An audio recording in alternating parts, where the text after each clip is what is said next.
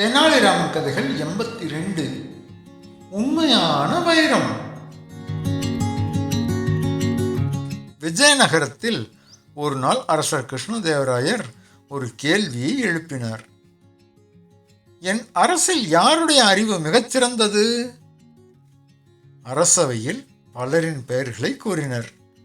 தெனாலிராமன் மட்டும் அமைதியாக இருந்தான். அரசர் அவனை சோதிக்க வேண்டும் என்று எண்ணினார். அந்த நேரத்தில் ஒரு வியாபாரி அரண்மனைக்கு ஒரு புதிய வைரத்தை கொண்டு வந்தான்.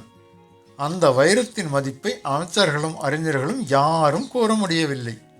அனைவரும் குழப்பத்தில் இருந்தபோது தெனாலிராமன் எளிதாக சொன்னான், இந்த வைரம் விலை மதிப்புடையதோ இல்லையோ, அதன் உண்மையான மதிப்பு அதை வைத்திருப்பவரின் அறிவில்தான் உள்ளது.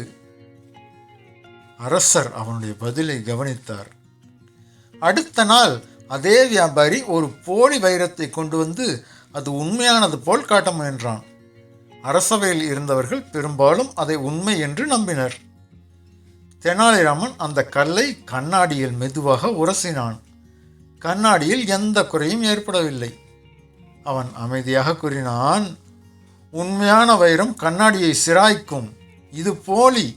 அறிவின்றி இருப்பவன் இப்படிப்பட்ட கல்லை வாங்கி ஏமாறுவான். அறிவு கொண்டவன் உண்மையை கண்டுபிடிப்பான். வியாபாரியின் வஞ்சகம் வெளிச்சத்திற்கு வந்தது. அரசர் திருப்தியுடன் தெனாலிராமனை பார்த்து கூறினார், உன் அறிவுதான் உண்மையான வைரம்.